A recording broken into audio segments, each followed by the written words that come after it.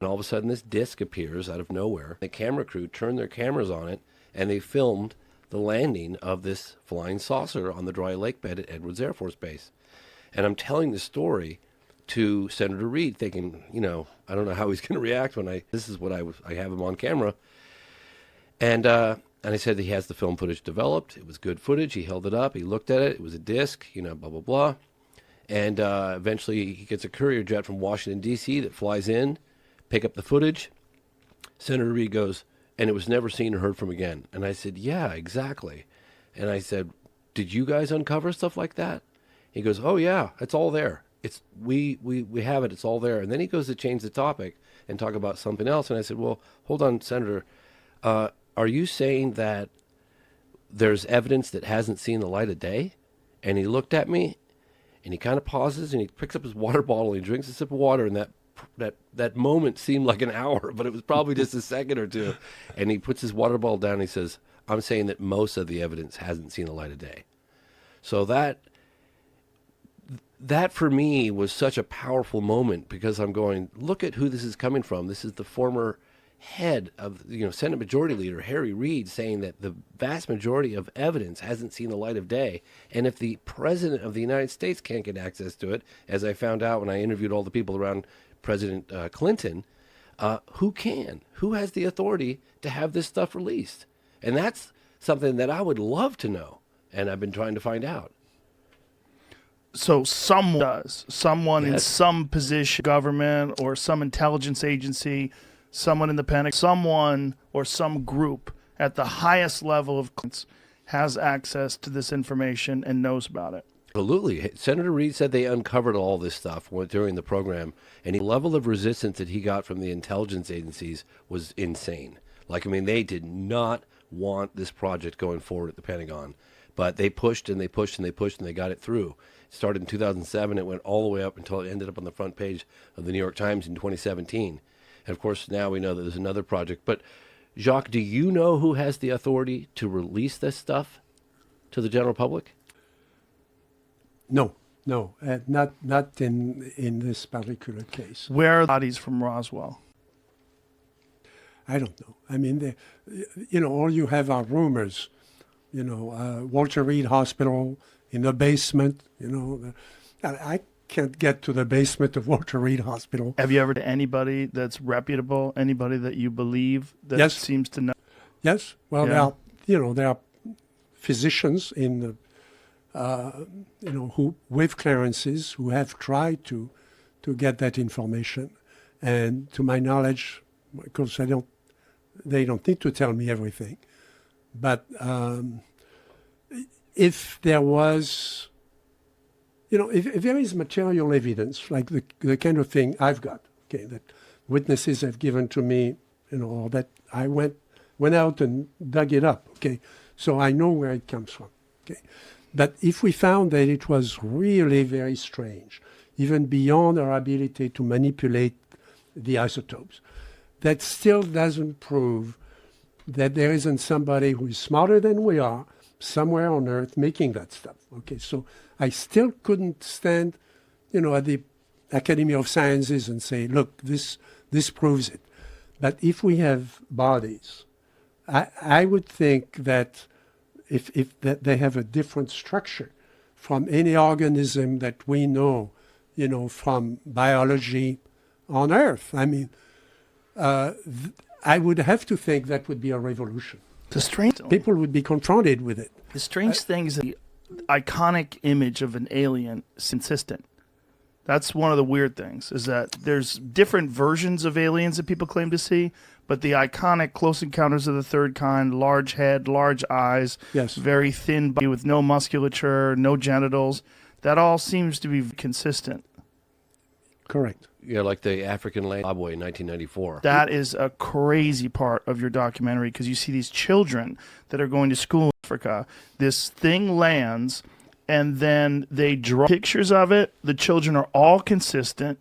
And then 20 years later, they all meet and talk about it again. And when people lie, a lot of times when people lie, when they're making up a crazy story like being abducted by a UFO, they want special. They want to be different. Like, I was the one they chose. There's none of that from these kids. They all have the same story.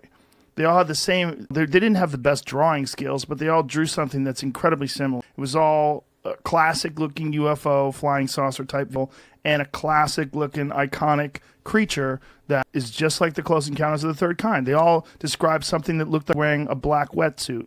They all described something that had large eyes and a large head for its body. I was doing my first documentary back in 1997 when I was just naive enough to think I can get an interview with Steven Spielberg. We had a mutual friend involved, this woman, Janet, and she gets back to me and she's like, yeah, so Spielberg's definitely not going to meet with you, but he knows you're working on this UFO documentary. He thinks you should look into this landing case that happened in Africa at the school. And I said to myself at the time, and remind you guys that I was making a film on UFOs, and I dismissed it so quickly because I thought there's no way that a mass landing with the sheer volume of eyewitness testimony at a school in broad daylight could happen and the whole world not know about it. So I just walked away from that story for about 10 years.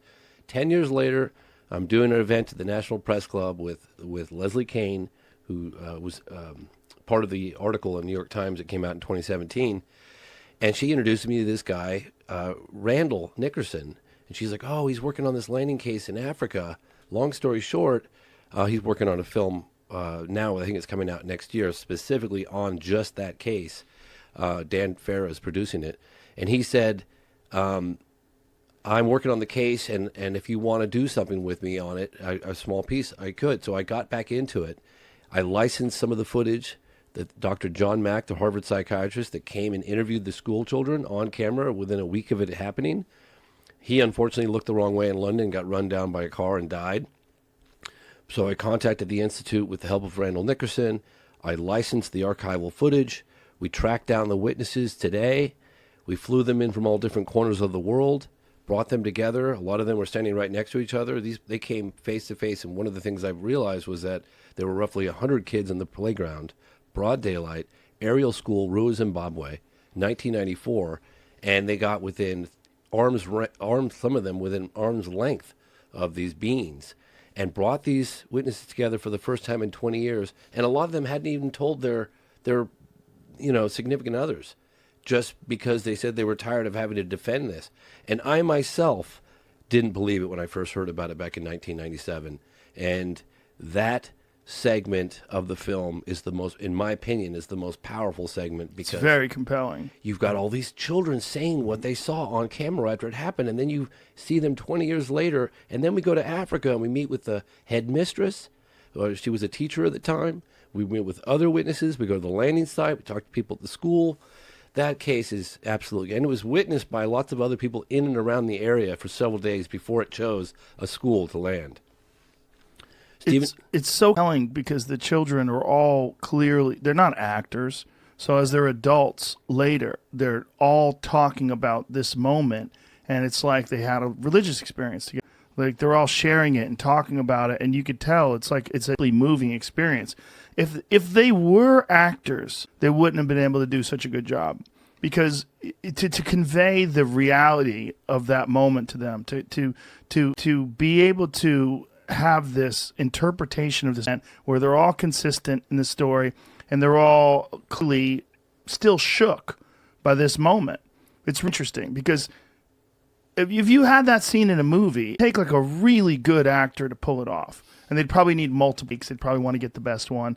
But those kids, the way they were talking about it, they were drawing it, you're like, wow, it really does seem like something happened to them. I know how credible the testimony of the children is, because my partner, Rebecca, she's never had much of an interest in what I do, making documentaries on UFOs. I do other things as well, but when I was reviewing in the studio the archival interview of the children, she just dropped off a cup of coffee and she stopped and went, oh my God, those children are not lying. This is the most amazing thing I've ever seen. Because look, I ask your audience to don't take it from me. Just suspend judgment for a moment and imagine, hypothetically, if... With Grush, I think... Here's my take on it. I think he believes what he's saying, right? I think he has gone out there. I think I'm legit, like, whatever, 14-year veteran of military and national reconnaissance.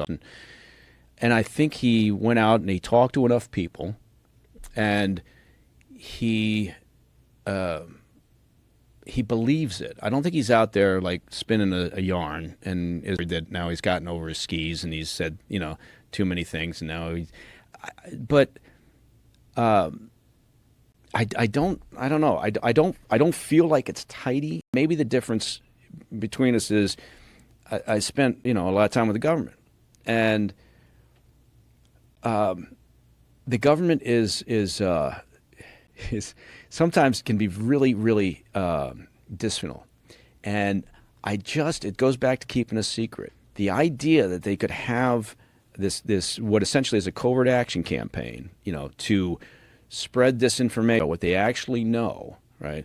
When the easier thing to do is just to have the program, if it's the U.S. government's development of technology, right, and we're doing this, to have the program and just keep your yap shut about it, not go this information campaign, not try to muddy the waters by doing this, because in a sense you're just creating more conversation around it. You're creating, now there's a little bit of a, movement within Congress to say we have to do this now. So they're going to look perhaps for misappropriations, right? Because they're not going to pursue like the UAP issue necessarily, right? But they might be interested in pursuing the misappropriation of funds. So if running a program, if it didn't, again, going back to the idea that it's a U.S. government thing, if you're running a program, that's the last thing you want to do, is because you're doing this program to avoid government oversight. You're not going to create this alternative narrative that, could generate the sort of publicity or the conversation, particularly up on Capitol Hill, that causes them, well, where is money being spent? Right. Right? Because there is a trail there, and that could Right. cause them. So What are your instincts when you look at it? If I'm looking at it, I'm saying something's wrong, it seems like bullshit. What are your instincts? I think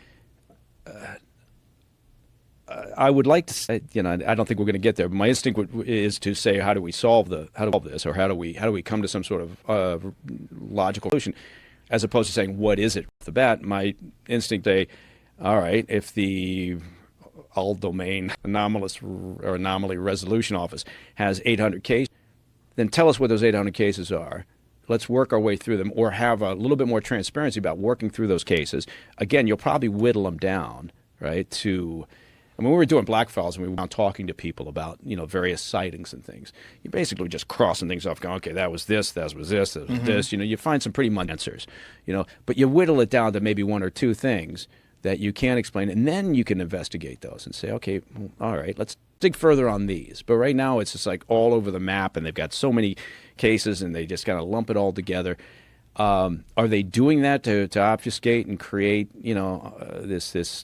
this situation where it does seem like bullshit? And I don't know. I think I'm not willing to shut the door on that those handful of those few sightings that do have technical data. We got video, we got radar lock, we got camera footage, whatever it may be, that can't be explained. I'm not willing to close the door and saying, well, it's because who knows? Maybe China's doing the same thing. In the hypersonic race right now, great, but they've got another program, and they were responsible for the Tic Tac, right? So we have to pursue it, and if that's just to the doorstep that says, oh, that's a U.S. government program and they've developed the technology, okay, fine, but I realize that, I'm not willing to close the door on saying it could be something, it could be otherworldly, right? Because I just don't know. It could be. I just don't know. There is who knows? The infinite nature of space, which seems to actually be getting bigger. Yeah, there was a way of putting it that my wife, who's a hell of a lot smarter than tried to explain it to me, and I kept looking at it like this. But she had heard a program at one point where they explained it like, okay, imagine how vast the ocean is, right? And how we've explored the ocean, but then you look at space and how immense it is, right, compared to the ocean, right? Right. The amount that we've explored in space, right, is equivalent to like a wine glass full of ocean water, right? So you take a wine glass full of ocean water and you go, it's nothing there, right? there's all those life forms. There's all those fish in the sea. It's kind of like that. And then, you think about space and you think about what we know and what we don't know and how we imagine, like our limited capacity to imagine what life outside of Earth could like. Right. So yeah. But when you hear talk of like crashed retrieval programs. Yeah. That keeps taking me back and is, to this whole idea of if there was a crash retrieval and reverse engineering program like David Grush talked about and had been in existence for decades, somebody would have fucking opened their yap and talked about it. I think Other than Bob Lazar, and they would have had some better specifics, right? I mean, that's always the thing. It's always where it falls down. Well, I haven't seen it, but I talked to somebody who knows that it exists, right? And maybe it's because we're human, we're programmed to actually want physical evidence, right? We want to actually see it before we believe it.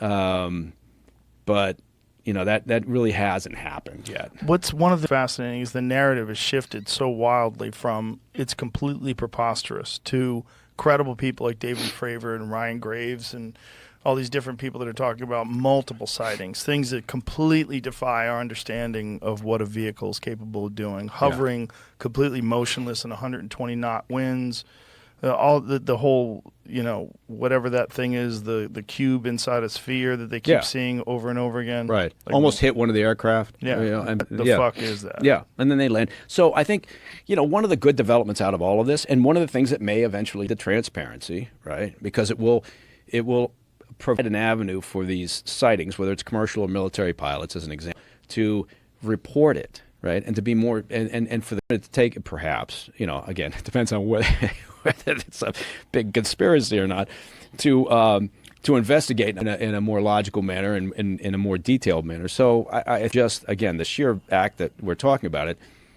which then takes me back to the idea that, if you're running a secret program, you don't want people talking about it. It's not going to muddy the waters with a false narrative if you don't have to.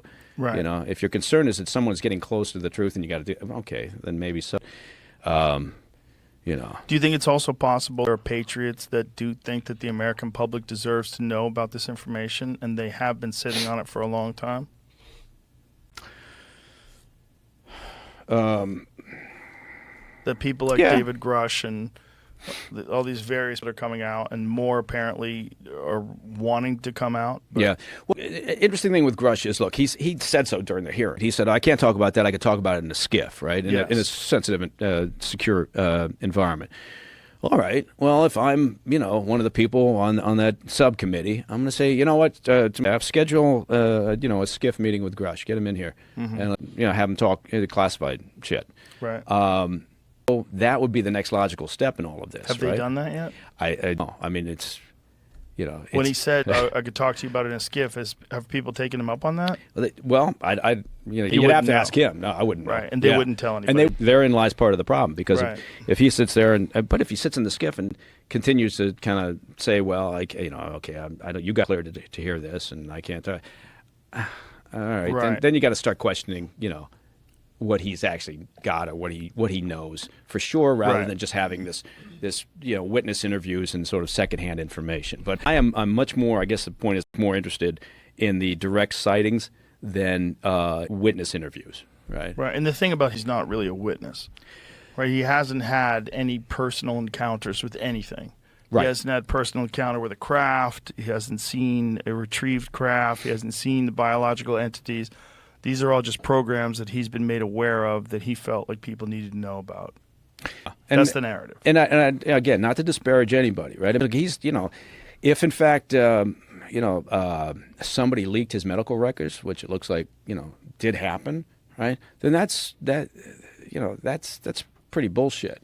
Mm-hmm. Somebody needs to figure out what the hell is happening. Let's see this. The information from Grush, who's unable to discuss specifics on what he told the Pentagon's watchdog arm. Lawmakers want to sit down with the former official in a sensitive, compartmented information facility, a SCIF, to get additional information from him. The group has been blocked, however, by officials that have informed them that Grush doesn't currently have security clearance to discuss the issues in a SCIF, according to Burchett. We think that we'll get there eventually. It's just frustrating. I'm ready to go, and the American public are ready to go, he said. Luna argued that the skiff with Grush could help lawmakers better understand the type of legislation they need to write regarding UAPs. She said she supports legislation that would declassify information on the phenomenon. So there seems to be some issue of secrecy and what's possible to discuss or what's legal to discuss. Well, yeah, look, the government casts a very wide net when you're talking about classified information. Right. I mean, the government has overclassified information for decades and decades, right?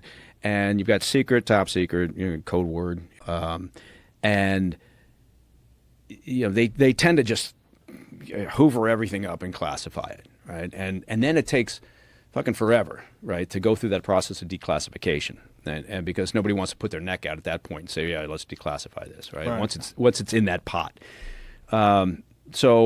But the question is, great, you're saying, you can talk about it in the skiff. Well, damn it, then that's the next, that's what the subcommittee is doing. Right? That's their job, right? If they're curious, right? And if they're sincere about trying to get to the bottom of this, and that's theoretically their job, then they should, because again, going back to the main thing, and people can say, well, why are you wasting your time on this? But you can always circle back to the top line, which is, it's for security purposes. We want to know what the hell's going on. Right. And yeah, we'll see. I guess that's the question that should be thrown at Grush, or should be thrown at the subcommittee members. I'm also shocked how few people care. I feel like people are so overloaded with information today because of social media and because of the news cycle. People are so overloaded with information that this barely registered on people other than UFO nuts. Yeah. Yeah, I mean there was a surprising amount, I thought anyway, of sort of mainstream coverage. It wasn't particularly deep, right? It just kind of covered, okay, it was a hearing. And they did it because, look, it's UFOs or UAPs, right? Mm-hmm. And so, they knew they'd get some clicks on it if they were putting it online. And they didn't pursue it. Like there have been I haven't seen any stories that talked about the follow-up with Grush. There were a couple of stories talking about the fact perhaps his medical records were leaked, as a result. And the medical records showed what? He had some sort of a psychiatric condition? That he had an event or something like that? PTSD, I think he, some suicide depression issues. Standard stuff with military veterans. He had done his time in Afghanistan, right? And so that doesn't, it means nothing, except for the fact that it shouldn't be out there, right? The record should be damn well private. Well, not only isn't that what we want, why don't you shut your little dinger off there, fella? Is that me going? Yeah, that's why your phone rang, too. What the hell? God, you got to learn how to use that little switch on the side. But thank you for my IT lesson. Isn't that what you want from? I mean, that's the whole purpose of providing these services for veterans. That when they do have suicidal thoughts and they are struggling with PTSD, that they get help. I mean, the idea that they're shaming him and saying that his report is not credible because of this seems ridiculous. Bullshit. Yeah. It's totally bullshit. Yeah, and he said he's come out since and said, look, I did help. I'm in a better place, and he was happy that people were talking about it. They should be talking about it. Look, we lose a shocking number of veterans to suicide, and it's disgusting that we don't, that the government doesn't work harder at this, right, and spend more effort. I know a couple of people who do amazingly good work at the VA in terms of counselors, right? They're not managers, they're not executives. They work with the veterans every day, right? And it's incredible what they do.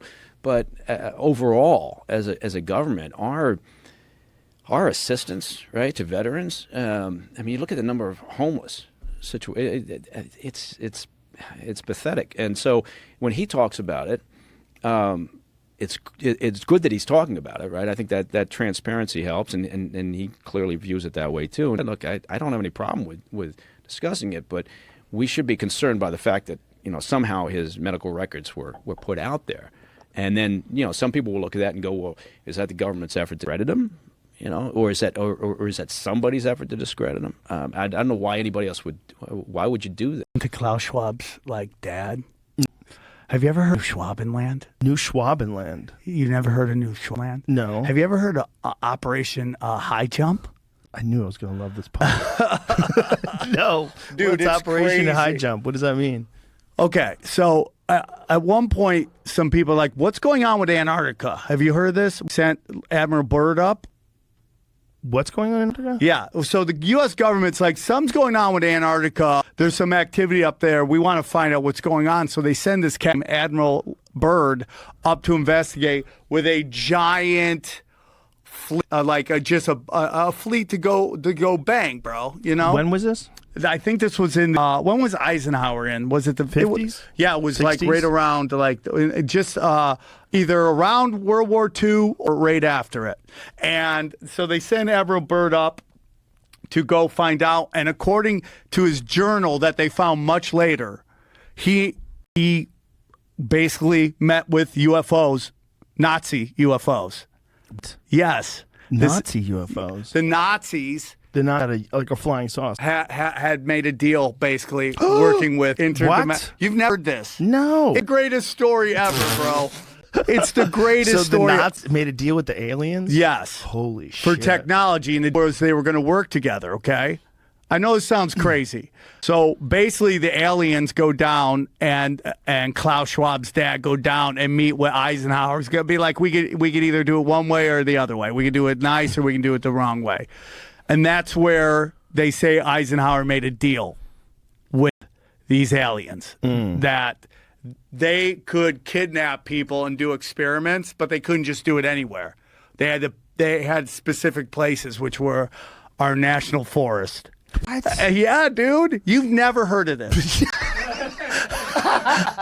You're making this sound No. as if this is like a story that is commonplace. Well, for my... Help me out here. Have you heard the Honestly, story? brand new. You've never heard of this? You've never heard of Mountain High Jump, bro? I feel like I've heard of that, but I haven't, not in this context. This sounds Let me see amazing. if I Please look keep up that going. way. And So, this is where the missing 411 come from. missing information? What missing information? No, the missing 411. What do you mean? Which is all these people have mysteriously disappeared in force, and they don't know you're not how. talking missing 411 like information. No. So missing 411 is the number of people that have been abducted? Yeah, it's all really weird because they all have a lot of similar characteristics. German-born, like German background, highly intelligent, and I don't know how weird you want to get, bro. I but- want to get weird. Okay, bro. They think this might be some time traveling Nazi shit, bro. It's true, dude.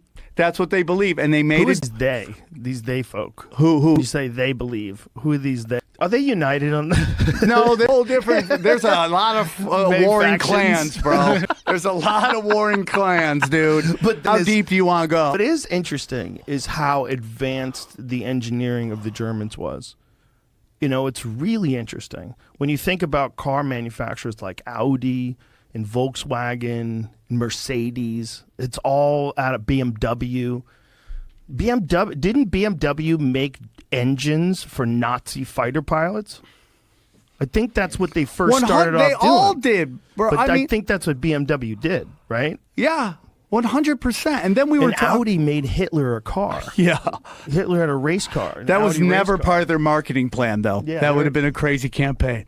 What does it say there? So 1939, BMW 801D Piston radial aircraft engine, and national origin is Germany.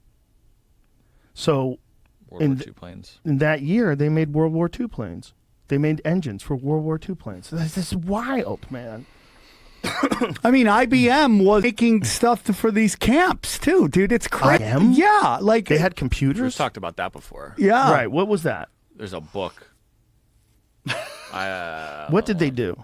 They were it was the precursor to actual computers. It was like a filing system to keep track of stuff. Yeah, was where and what into these, Oh, that's right. I'm remembering this. and then oh yeah, man, it gets super. And so- But the it place, wasn't called IBM, right? With something else? I think it was IBM. book. Yeah, the book is called IBM and the Holocaust: A Strategic Alliance Between Nazi I Germany. mean, and you ain't Mexico's fucking around with that Powerful title, huh? That title is rough. If If you're IBM, straight you to gotta the be like, point. fuck, did we do that? Did we really do this? I don't The remember strategic alliance between Nazi Germany and America's most powerful corporation expanded.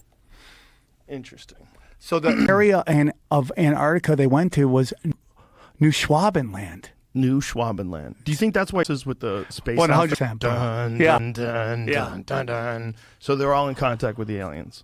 I think. Well, dude, I mean, it gets into. See, a lot of people think this is about power and money. What do you think it's about? It's spiritual war. These people got all the money and all the power. They got more than they could ever. I think they want complete control. But lowering your vibration and jacking your loosh. Your But spirit energy. You think they're doing that consciously, or do you think they're doing it like they're chasing the economics, and along the way it actually becomes a spiritual battle, because everything is a spiritual battle? I think it's done purposely. I think they're evil. I think they're at low. There's low frequency stuff going on, and they've made deals with people and things, and that's why things going on. Very ambiguous, but I understand where you're with it. Okay, I mean, if you want me, I just don't want to get too weird too fast, bro. But Too fast. I'm like, We just opened up. I 100% believe this is a spiritual war, and that these people are working with dark entities, and that's what this is all about. Let's imagine this. If there was like an alien race that came here from another planet and gave just a random group of people technology. Yeah. Gave them an understanding of things and how to do things. How much of a record do you think they would keep of that? Would it be something that people would want to talk about? Yeah, but that's the beauty of the internet, that we're now able to do that. We could never do that before. So you think that's what this story is about? The story is about they went there and they met with aliens, and the aliens gave them information? Hitler was really into the occult. Yeah, like he would send people all over the place. He had a lot of bad ideas. But see, the occult has a negative connotation to it. Not everything involved with the occult is negative. What the occult really means is secret. Secret. So there's not as much That's what that around. means? Yeah, it's basically it means like it's hidden. I always associate it with people that believe in silly shit. When someone starts talking about the occult, I'm always like, how do you feel about ghosts? You know, how do you feel about, like, when people start talking about like dark magic? I'm like, for real? You sure? I believe in that there's some energy manipulation, but I don't disbelieve. Yeah, disbelieve. Like I don't know what's going on. I just kind of read stuff, and I'm like, how does this fit into the puzzle? Right? How does this fit into the jigsaw of life? And you start looking around and you just start going, okay, man, this is interesting. That is interesting. This starts to make sense. This is one of the things that they say, people that have been abducted. I had Travis Walton, this guy. I've seen. This guy, his bobblehead. Yeah, I've watched He's it. very compelling in his descriptions of his encounter with these beings. But one of the things that he was saying was they were talking to him, but it wasn't with words. Like they were communicating with him, and he understood what they were saying, but it wasn't. They weren't saying things in a like, "Hey, Travis, why don't you relax? Because we're here from planet fucking whatever it is." The information was faster Yes. because it was like boom right away. What I think, you get it. Yes, they were explaining things to him in some sort of a telepathic way. Wow. And it was mind blowing to him. And I think that that's probably the future of communication. Just like you can transmit information from phone to phone, right? You can call people. They're nowhere near you, but you can talk to them. You can send a video to someone. It's going through the air.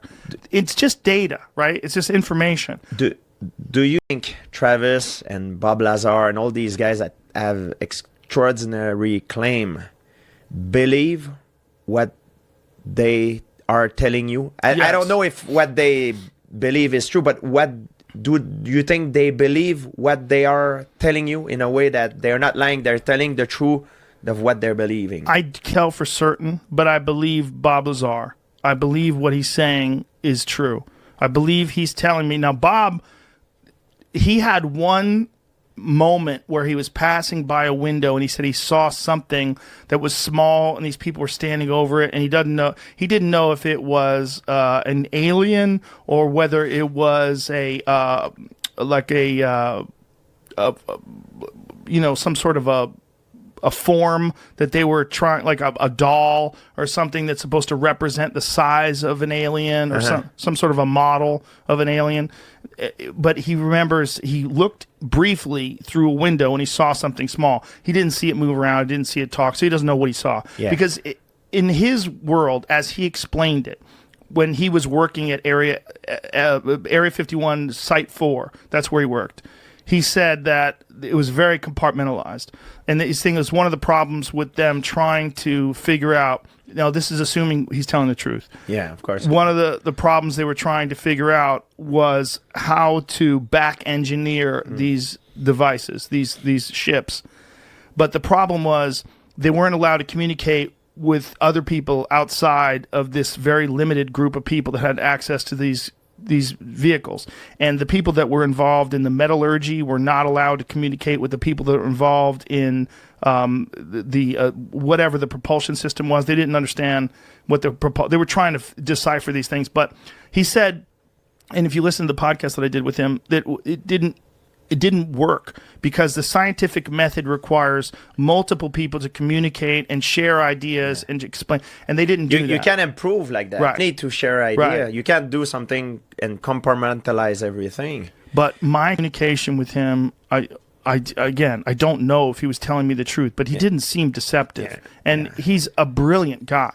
It's clear he's clearly like borderline genius. You hear him speak, he's very educated. And some of the things that he talked about came to fruition. Like one of the things was there was a concept of this thing called element 115, right? Yeah. Now that was not really proven until the 2000s or somewhere in the 2000s. They used a particle collider and created this thing where it was a very unstable, very short-lived particle. But he was saying that wherever these beings are from, they have figured out a way to utilize a stable version of this element 115, and that's how they propel themselves.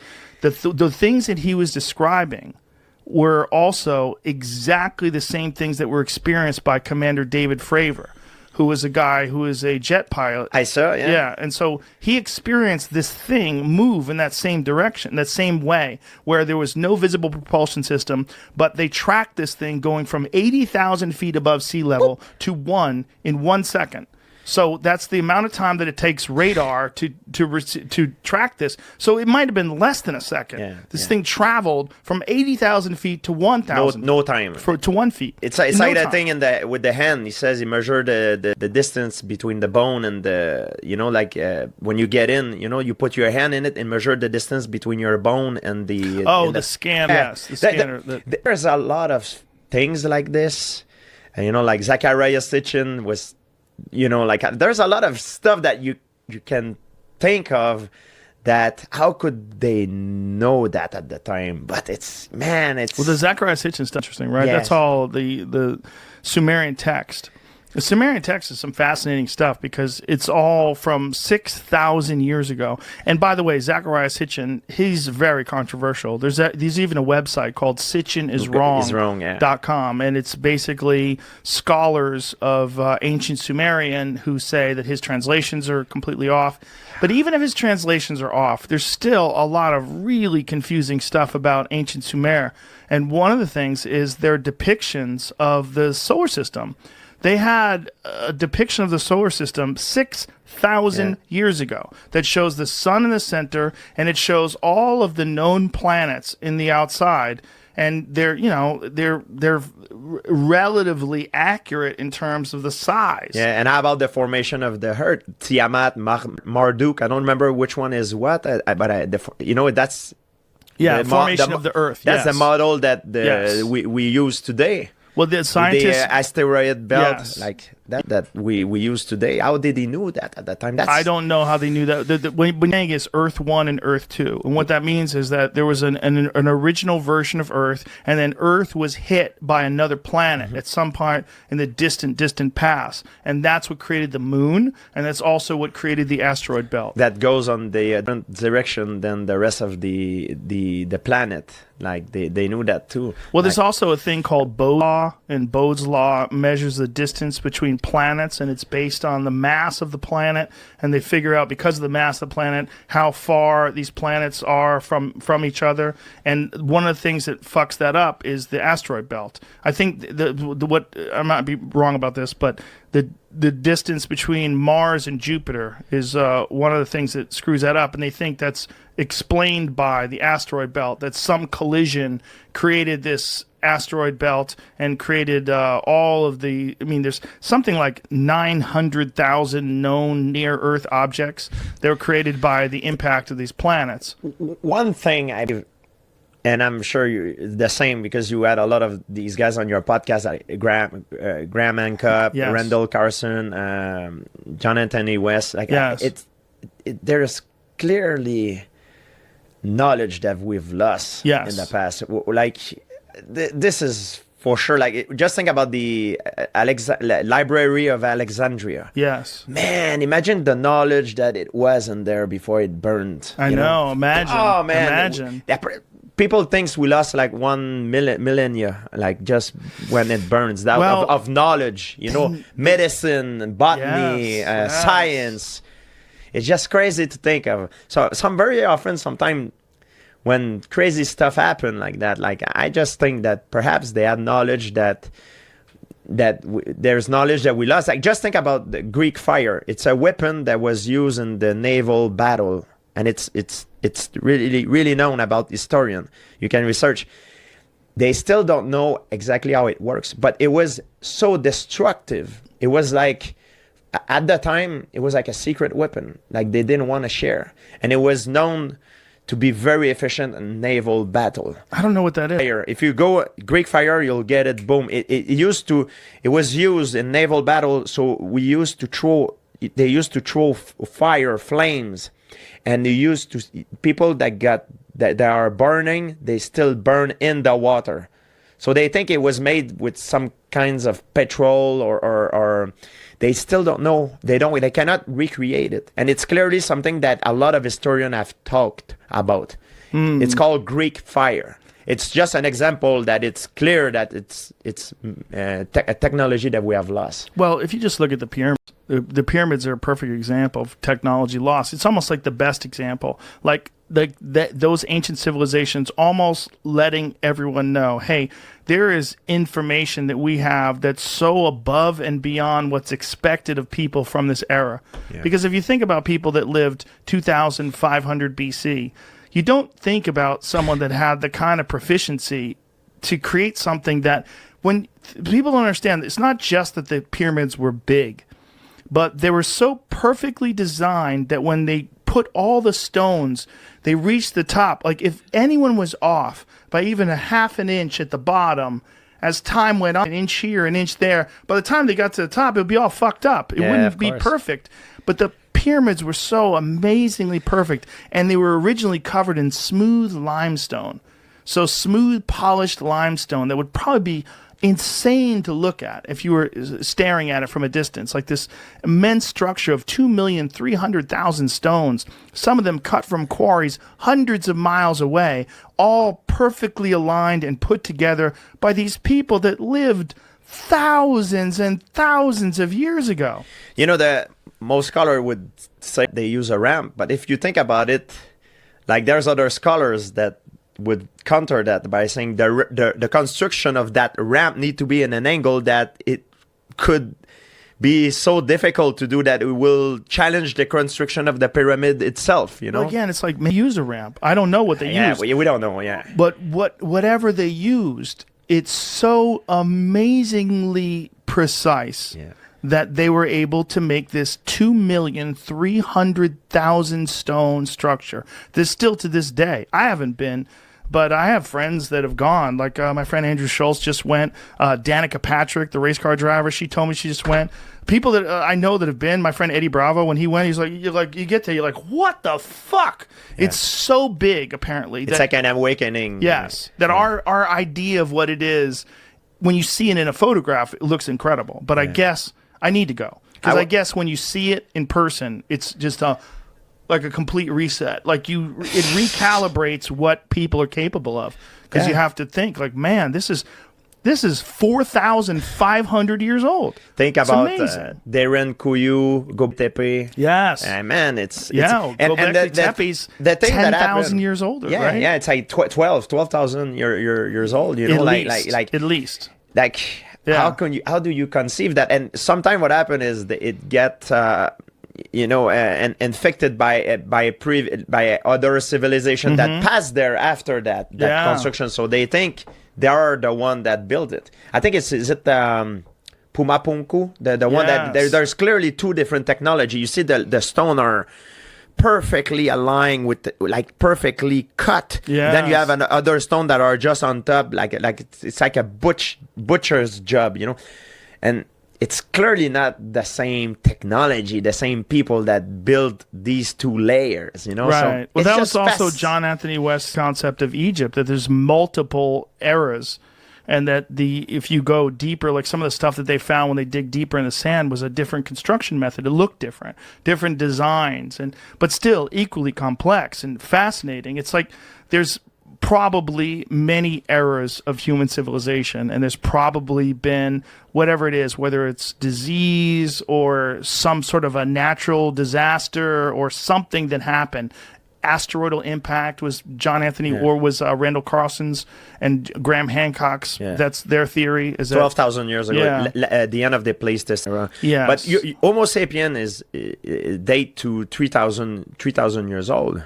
So imagine How many? 3,000. No, Homo sapiens. Homo sapiens 3,000. I think it's older than that. I think it's several hundred. 300,000. Sorry. Oh, yes. 300,000. Sorry, my English. Yeah. Oh, right. Homo right. sapien is 300,000 in Morocco. I'm 100% sure. That's why I read about this kind of stuff. I think they think it's somewhere in that neighborhood. Yeah. Yeah. But so if you take that 300,000, 300,000 time for an evolution. Right. Why would it be only in the last 10,000 years that we would, invent structures? It's kind of strange. It doesn't make sense to me. Well, it's also different from all the other animals. Like, we're the only animal that wears shoes. We're the only animal that wears clothes. We're the only animal that really manipulates its environment the way we do. I mean, other animals think, bees make beehives and shit like that, but they don't do anything even remotely interesting in comparison to what we're capable of doing and what we have done for thousands and thousands of years. And why? One of the things that Bob Lazar said that he was taught when he was at Area S4, at Area 51 S4, was that one of the things that they were telling him was that human beings are the product of accelerated evolution, and that these creatures occasionally come back to check upon our progress. And which is crazy. Wow. But that might be how it works throughout the universe, is that these beings that are very far advanced, they come back and they see these creatures that are pretty close, and they give them a little boost. They push them ahead a little bit, because otherwise it would take so long, and maybe we don't have the amount of time because of the fact that we're in this fucking shooting gallery of asteroids, that these things come down and whatever progress you make is wiped out by impacts or by supervolcanoes. It's crazy. It's not that crazy if you look at the belief of human being through evolution. Like in ancient Greek, they believe in different gods. They like in different times, different civilization had different belief. Now some people believe Jesus walk on water, which is fine too. That's their belief, If you believe that human was, the result of alien beings, it's another belief, It's not. Everybody believe in different things. It's not that crazy if you think about what we're doing. But yeah, if you suddenly we find that Fravors right, or that there's there's this contact. Oh, well, suddenly, guess what? That's it. That's the top concern at that point. That's number one. Right. Yeah. I mean, the hope is always that if we're about to themselves into another dimension, that the aliens will come down and go, "Hey, dummies!" Just like a 1980s movie. Yeah. Hey, you fucking idiots! Stop doing that. Klaatu barada niktu. Wow. That? Look at you. Yeah. That's pretty impressive, actually. Day Stood Still is a great fucking movie. It was a movie. It's weird. Time capsule, right? Because what they thought it would look like, and the robot. That's just no, it is. I love the movie. I tried to get my boys to sit and watch it not too long ago, and they were like, "Really, Dad? This is what you spend your time watching?" And, what was saying? I was like a normal thing that the family took the alien in their house. Yeah. Come on in, stay with us, strange person from another land. Why wouldn't you? Why wouldn't you? He's talking to the kid. Like you're not even a little suspicious. You don't think this guy might be a creep? What's your favorite movie of sort of alien space genre movie? I like the best one is Alien, the Sigourney Weaver movie. I think the first one. Yeah, that's most likely what alien life is going to be like. Some horrific parasitic fucking creature that eats everything it finds. Yeah. That to me seems likely. Yeah. That seems more likely. I remember the theater when that movie came out, watching it, and when it popped out of that guy's chest, he was, the entire theater jumped. Yeah. Right? It was just crazy. But people, it's hard because you watch that movie today and you're watching it having seen all the other movies that it's affected and all the other science fiction genre movies and special effects movies, but that movie was special. Yeah. In 1979, when that movie came out, that was a special movie. That was a fucking horrifically scary movie, and it was realistic. Like, there was no cut the shit scenes. Everything seemed legitimate. The creature was completely unique. Weaver was hot. Hot as fuck. Yeah. Honestly, we're looking that's at pictures of Liz Hurley. We should be looking at Sigourney Weaver. And that's a movie where a woman is the hero, and you're not flinching. You're not. There's no part where you're going, what? What is she doing? She's kicking everybody's ass. Get the fuck out of here. That's a movie where like that's a real hero. Yeah. That's a real hero who rises to the occasion in this horrific situation where this ship has been overtaken by an alien. I think that there's things out there. I don't know if I believe. I want to believe that we've been visited, but I don't know if I believe.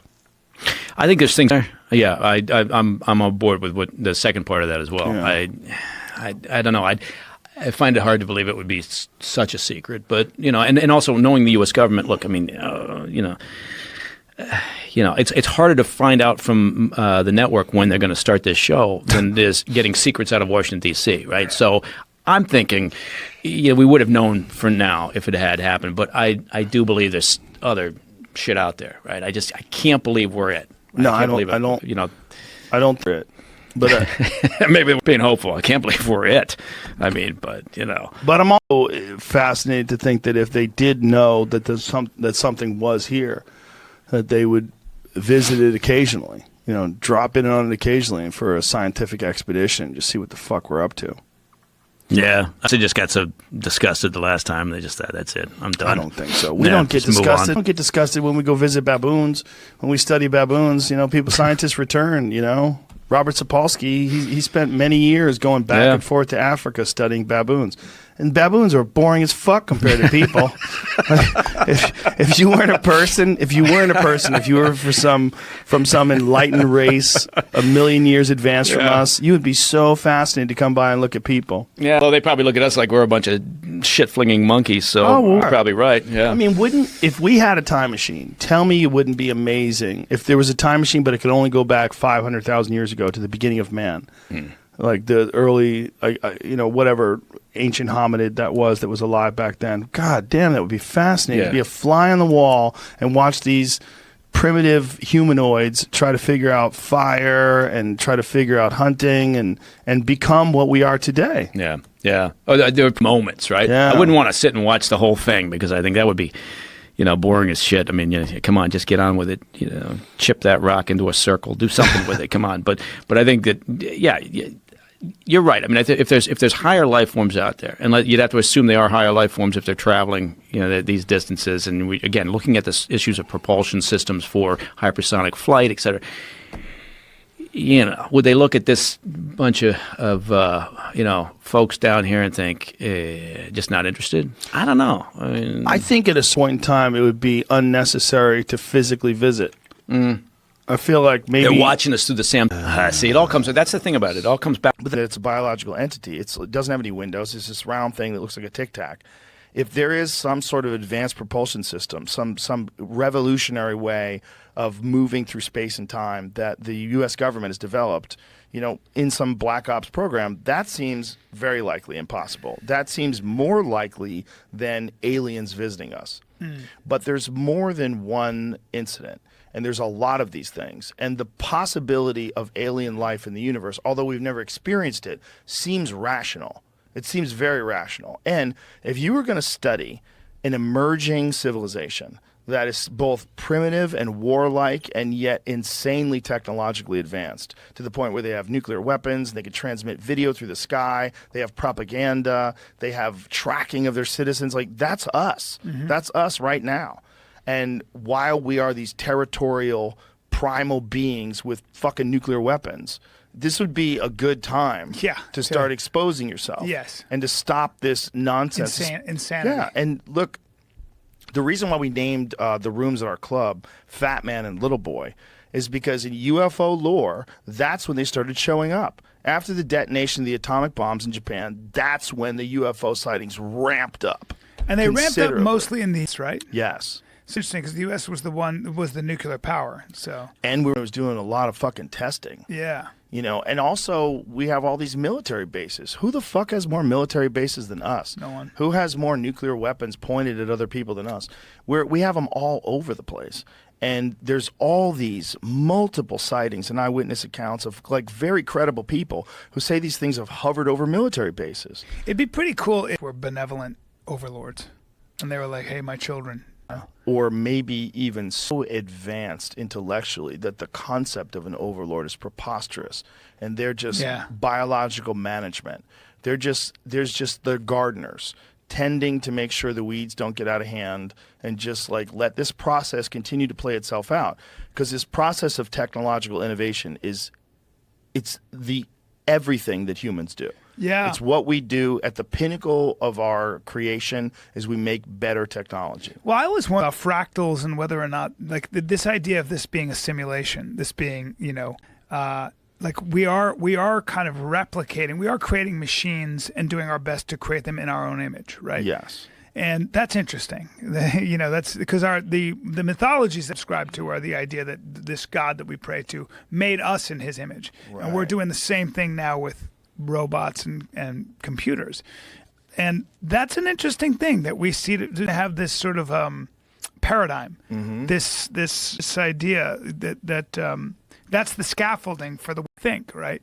And to what end? And why are we doing that? Maybe it's the and has creation it of a already new life happened? form. But has it already happened? Are we the result of that impulse that happened a long time ago? I think we don't are know. the shit chimps that are going to become the nuclear physicists. That's what we are the shit throwing chimps from 2001 that Yeah. become Oppenheimer. Yeah. Yeah, and then I think this thing that we become is integrated with technology. It's probably some sort of a hybrid.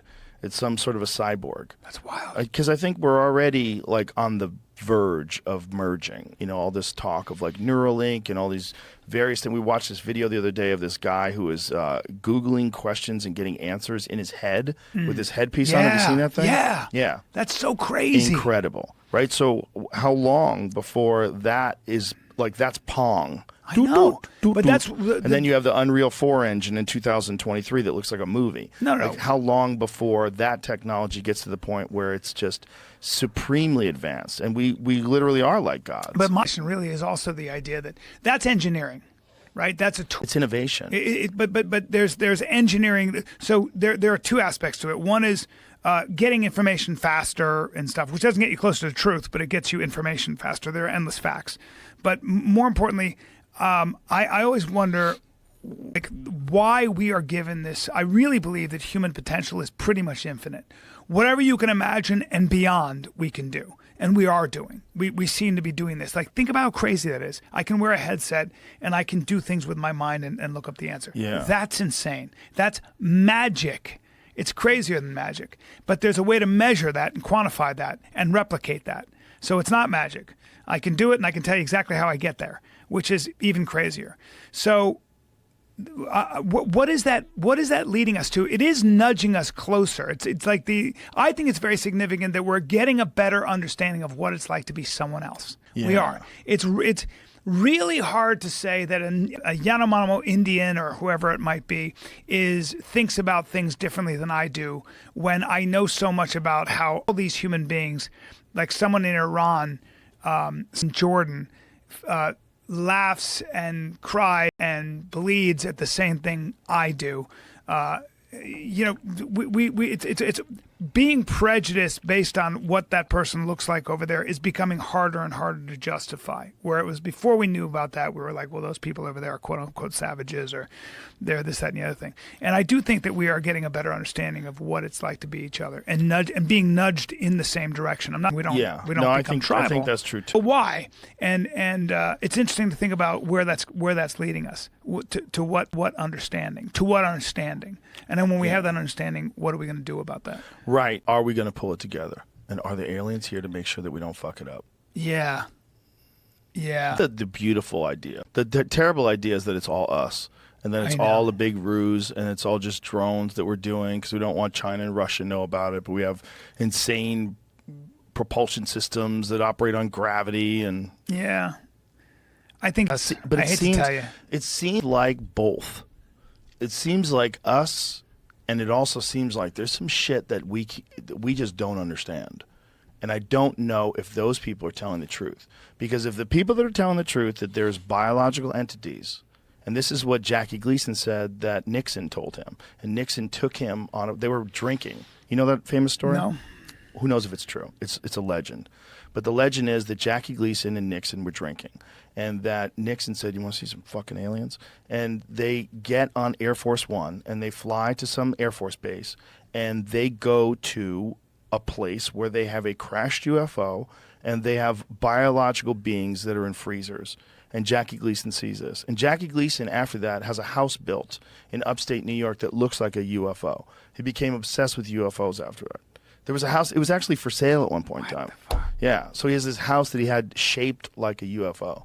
And this is like, who knows if this is a true story? Yeah. Right? Because it's like, it was kind of sort of disputed. His ex-wife told the story or something like that. I forget. I think that kind of thing is actually impossible to keep secret. No, I don't think so. Really? No, I don't You think- generational, like Yeah. generative of government bureaucrats can keep something a secret. Sure, I don't they think so. tell the people at the very highest level about it. It's very few people. It's all very compartmentalized. they're always- they monitor everyone's phone calls, everyone's emails, everything everyone does. Impossible. At a top secret clearance level, No way. Impossible. I don't think you're right. Totally you're impossible. definitely not right. I think it's impossible. Listen, man, they can keep secret. When? People Which at high ones? levels of can keep secrets. Yeah, but they're People always that- rotating out. They're retiring. They're dying. Yeah, they probably wind up fucking Hillary Clinton and a lot of those dudes. Hey, listen, dude. This is not a this is not verb. Conspiracy Social Club. This Might is as the well Joe be. Rogan experience. I am not willing to relinquish the idea that they could keep that secret. Well, that's 'cause it's I think fun to it's- believe in. Yeah, but it's not just fun to believe in. It is possible. It's a physically possible thing to do, especially if you have the right people and they're indoctrinated in the right way with top secret clearance. And by the way, it's not like these people don't tell their friends. And it's not like there's a bunch of stories floating around, because there Right. are. There's a shitload of stories That's what I'm floating saying. around. But why would you, like, I would never get a secret. I'd be like, hey, Well, hey, you got but here's fucking the thing. aliens. Here's the thing. When you have senators and congressmen who find out about this, and they find out that military contractors are the ones who have access to this stuff, because the back engineering program has to involve someone who has the capability of recreating this. So who would that be? That would be the people that make jets. If you got someone who's making you a fucking a stealth bomber, and you have a crashed UFO, those are the people that you want discussing like what kind of things you've recovered from a fucking alien crash, and can this be replicated? No, here's the problem with Don't the you theory. know me, motherfucker? You don't Man, know. You might be this wrong. is you're wrong. No, because the you problem- don't know that this I'm is the wrong. problem with your. You ready? Okay, go ahead. I'm sorry, and I love that you want to believe in this, and so do I. But here's the problem. Okay. There's no law. There's no written law that says I'm not allowed to talk about aliens. And I mean at the level, the top levels of clearance, like the most secret level. There is no world where if I'm a government official and I take a bunch of pictures and I come before Congress and I go, here's my evidence, I'm blowing the whistle, there are real aliens. You don't think they're after you for I'd never go to violating your top secret clearance? No, it's not violating my top secret clearance. But it would because, be. No, I don't because think you're I'd right. never go to jail for that. Because I'd be like, you're going to put me in jail for exposing what everybody wants to know? The whole world would be like, holy shit, you guys kept But this a that's secret. assuming that you have access to that material to extract There are enough it people. wherever maybe not. Maybe those are the kind of people that wouldn't do that, Brian. You fucking friend. communist. I don't like the way you think. I'm reading your UFO No, theories. you're not. Listen, You think you are. Just using these establishment you're allowed to talking talk points. about You UFOs sound and you like never your get in dad. trouble. You sound like your dad. Man, first You're tell me, a Andy Schultz will CIA beat me up. And, stooge. CIA I'll call my dad stooge, right now. And you're in here spreading propaganda to the faithful listeners. listen to of me. this Listen to me. There are aliens, and if there are, we'd know about it because it's If not there is, against come law. back on dressed like a clown. Agreed. That's my bets I'm making with everybody now. I'll dress They up lose, like you a gotta dress clown. like a clown. I'll do it.